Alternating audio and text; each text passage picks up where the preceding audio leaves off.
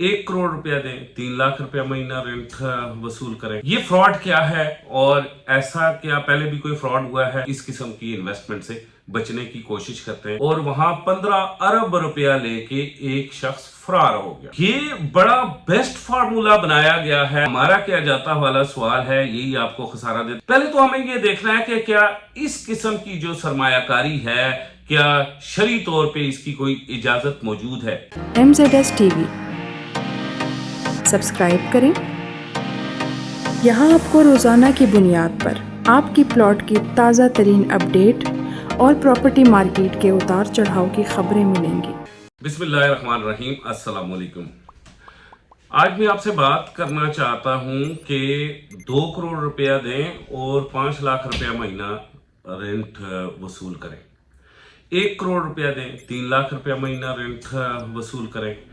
और अभी मेरा प्रोजेक्ट बन रहा है और प्रोजेक्ट हमने स्टार्ट कर लिया है। एक हाइट है, प्लाजा है, यहाँ पे कुछ कमर्शियल होटल के अपार्टमेंट्स बन रहे हैं और ये 3 करोड़ रुपए का है और फौरी 3 लाख रुपया 4 लाख रुपया आपको रेंट मिलना स्टार्ट हो रहा है। ये फ्रॉड क्या है और ऐसा क्या पहले भी कोई फ्रॉड हुआ है और अभी हमने इससे बचना कैसे है और इससे दूर कैसे रहना है? आइए आज इस स्टोरी पे डिटेल नजर डालते हैं और इस किस्म की इन्वेस्टमेंट से बचने की कोशिश करते हैं और उसकी तरीकाकार भी सीखते हैं। आगे जाने से पहले आप तमाम दोस्तों से गुजारिश है कि आप इस चैनल को सब्सक्राइब करें, वीडियो को व्हाट्सएप के जरिए अपने दोस्तों के साथ शेयर कीजिए और कमेंट में फीडबैक भी जरूर दिया करें। चलते हैं आज के टॉपिक की तरफ। मेरा नाम कामरान खान है और आप देख रहे हैं MZS यूट्यूब चैनल।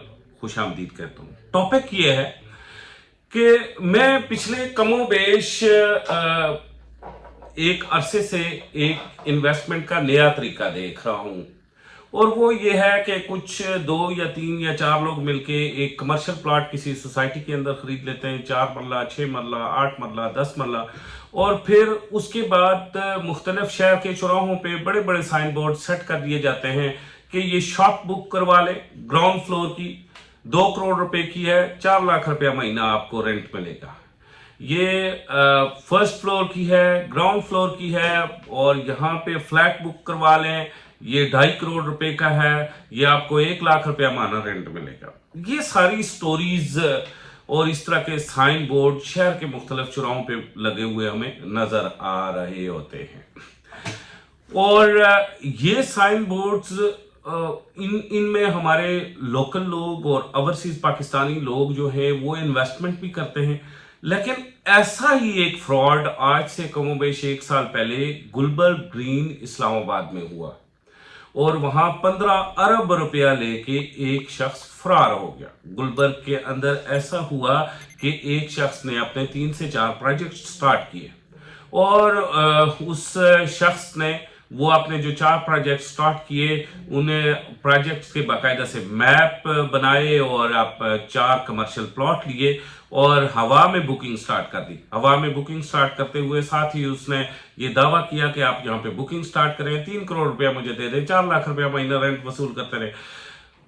पैसे वो बंदा इकट्ठा करता रहा, डेवलपर जो था, और चेक एंड बैलेंस उस पर कोई भी नहीं था। तकरीबन 400 से 500 लोगों के पैसे उसने इकट्ठे किए। 15 अरब रुपया इकट्ठा करने के बाद यूं हुआ कि वो शख्स गायब हो गया और वो प्रॉपर्टीज जो थी उसकी गुलबर्ग की वो उसी जगह रही और वो सरफेस पे किसी को नजर ना आने लगा।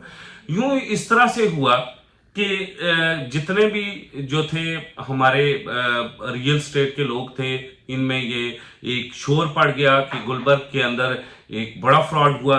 लेकिन साथ साथ वीडियो उस वक्त ना बनाने की वजह भी ये थी कि जो हमारे रियल स्टेट एडवाइजर्स थे वहां पे काम कर रहे थे लोग, वो साथ साथ ये रिक्वेस्ट भी कर रहे थे कि गुलबर्ग का काम काफी डाउन चला जाएगा और ये फ्रॉड साइड पे रही। दूसरी तरफ जो इंतजामिया थी वो भी असरअंदाज हो रही थी और वो भी ये चाहती थी कि अगर इस वक्त रियल स्टेट की मार्केट नीचे जा रही है, अगर गुलबर्ग के हवाले से इस तरह की वीडियोस बनेंगी और इस तरह का शोर पड़ जाएगा तो फिर गुलबर्ग में सरमायाकारी की जो एवरेज है वो भी कम हो जाएगी।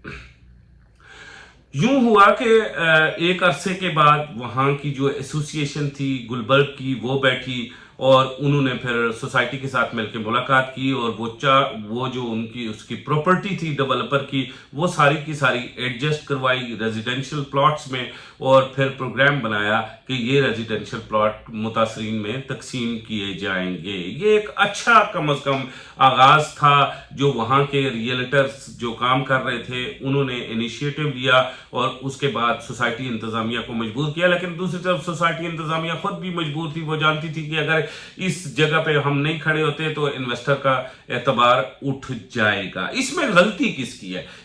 इसमें गलती वहां पे ना काम करने वाले लोगों की है और ना ही गलती है उस डेवलपर की जिसने बड़े पैमाने पे फ्रॉड किया। असल में मैं अक्सर वीडियोस में एक बात कहता होता हूं कि जब तक लालची जिंदा है नौसरेबाज भूखा नहीं मरता। ये वो लोग हैं जो लालच करते हैं और वो ये कहते हैं कि 2 करोड़ रुपया, लेट सपोज अगर मैं इस शख्स को अभी दे दूंगा 4 लाख रुपया महीना आएगा और 25 माह में मेरा 1 करोड़ पूरा हो जाएगा, अगले 25 माह में 2 करोड़ पूरे हो जाएंगे, 2.5 साल के अंदर अगर मुझे पोजीशन मिलता है तो इतने में तो मैं प्रॉफिट कमा लूंगा। और ऐसे लोग मार्केट के अंदर इन दिनों अक्सर नजर आ रहे हैं और ऐसे प्रोजेक्ट अक्सर लॉन्च हो रहे हैं। और अक्सर ये बड़ा बेस्ट फार्मूला बनाया गया है और ये फार्मूला ओवरसीज पाकिस्तानीज को बड़ा अट्रैक्ट कर रहा होता है। ये फार्मूला बड़े कारोबारी लोगों को बड़ा अट्रैक्ट कर रहा होता है। ये फार्मूला उन खवातीन को बड़ा अट्रैक्ट कर रहा होता है जिनके खानदान के लोग बाहर होते हैं और वो 2, 3, 4 करोड़ रुपया बड़ी आसानी से दे देती हैं और फिर 4 लाख रुपया महीना जाके या 3 लाख रुपया महीना जाके वसूल कर रही होती हैं। या लोग भी ऐसे होते हैं और एक रिटायर्ड तबका होता है जो हाईली रिटायर्ड तबका होता है या ओवरसीज पाकिस्तानी होते हैं जो अब वहां से आगे होते हैं अपना पैसा कहीं ना कहीं इन्वेस्ट करके तो हैंडसम अमाउंट महीने की कमाना चाहते होते हैं, वो भी इसमें शामिल हैं। और वो लोग ये समझते हैं कि घर बैठे बिठाए इतने बड़े पैमाने पे पैसा मिलेगा तो हमारा क्या जाता है, something is better than nothing.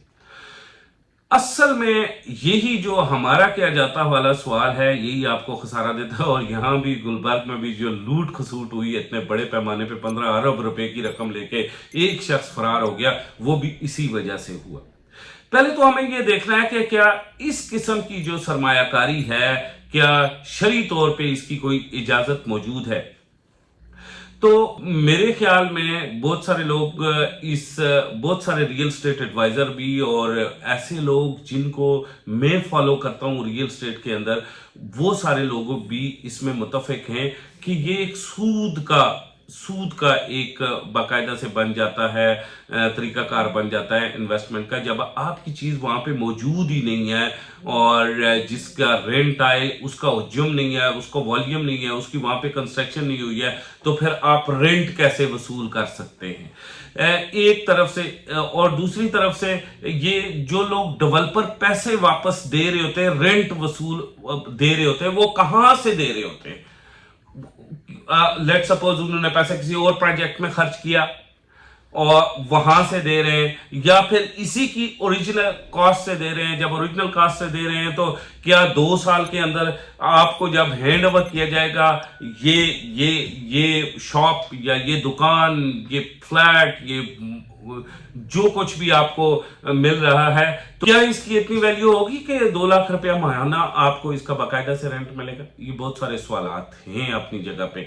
लेकिन अगर ना भी हो तो हमें सेफ्टी और सिक्योरिटी की जरूरत होती है इन्वेस्टमेंट के अंदर, और हमें इस चीज की जरूरत होती है कि हम जिस प्रोजेक्ट के अंदर इन्वेस्ट कर रहे हैं सबसे पहले हम डेवलपर देखें कि डेवलपर कौन है, और उसके बाद हम उसका क्लाइंट प्रोफाइल लें,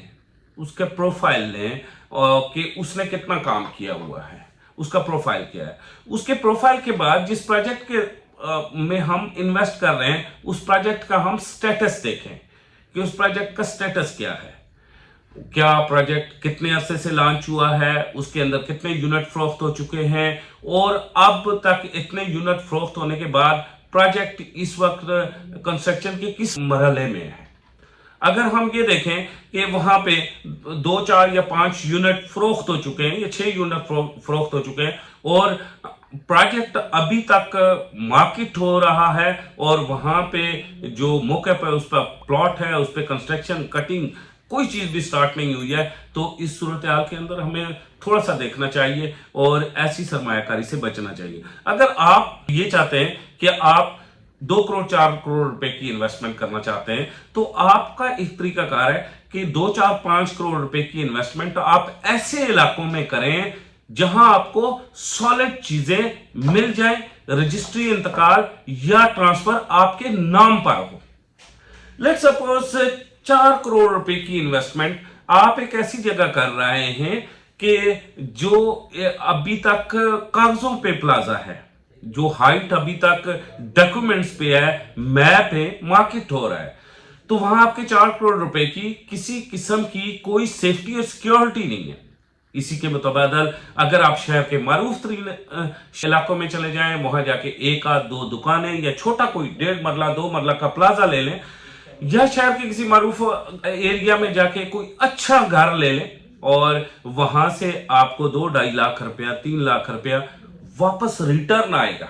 आप रावलपिंडी सदर के एरिया में आ जाएं, यहां आपको 2 से 2.5 करोड़ 3 करोड़ 3.5 करोड़ 4 करोड़ 5 करोड़ रुपए का प्लाजा बाकायदा से मिल रहा होता है, जिसकी रजिस्ट्री आपके नाम पे होती है, जिसकी 55 से 60 सालों की लीज अभी तक बची होती है, और उसके बाद वहां पे ऑलरेडी पहले से दुकानें रेंट पे लगी होती है, लोग बैठ के अपने बिजनेस कर रहे होते हैं, कारोबार कर रहे होते हैं, और जो ही प्लाजा आपके नाम पे ट्रांसफर होता है तो वो लोग जो पहले से रेंट दे के वहां पे अपने ऑफिसेज रख के बैठे होते हैं, शॉप्स रख के बैठे होते हैं, फौरी तौर पे आपके साथ नया रेंट एग्रीमेंट बनाते हैं, उसमें 25% इजाफा करते हैं, और क्योंकि वो तो सालों से बैठे हुए हैं, वो दुकानें नहीं छोड़ते, किसी सूरत इजाफा करते हैं। तो इस सिचुएशन में आपने देखा होगा कि आपकी आमदनी, लेट सपोज एक 3 करोड़ का प्लाजा आप सदर में लेते हैं, वो अगर 1,75,000 पे या 1,20,000 30,000 पे लगा हुआ है, तो जब नया आप एग्रीमेंट उनके साथ बनाते हैं और 25% इजाफा करते हैं, तो राउंड अबाउट 1.25-2 लाख रुपया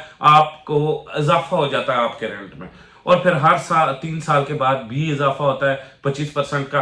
तो ये सारी जो तरीकाकार हैं ये आपके सामने हो रहे होते हैं, बिल्डिंग आपके सामने मौजूद होती है, जो बंदा आपसे रेंट एग्रीमेंट करता है उसका हजम होता है, उसका वॉल्यूम होता है, it's a type of a business जो आपको अपनी आंखों के सामने, और फिर एक चीज में आप आ सकते हैं, जा सकते हैं, कल किसी भी जगह आपको रजिस्ट्री अपनी जमानत के लिए, डोमिसाइल के लिए, किसी भी चीज के लिए जरूरत है, वहां पे अपनी रजिस्ट्री प्रिपेयर कर सकते हैं। इस तरह की तरीकाकार की इन्वेस्टमेंट करें। और ये जो ब्लाइंड इन्वेस्टमेंट मार्केट में आ रही हैं सूट टाइप की कि मुझे अभी दुकान ले लें, 3 सालों बाद दुकान बनेगी, 2 लाख रुपया महीने रेंट ले लें, इसमें फ्रॉड होने के ज्यादा चांसेस होते हैं। आप भी बचिए कहीं ऐसे ही किसी शिकारी के हाथ आपका भी शिकार ना हो जाए और आपकी भी जिंदगी की जमा पूंजी खत्म ना हो जाए। गुलबर्ग एक अच्छी स्टेट है जिन्होंने मुतासरीन के साथ खड़ा होने का, उस शख्स की प्रॉपर्टी प्लज करके मुतासरीन के साथ खड़ा होने का जरूर अज़म बनाया।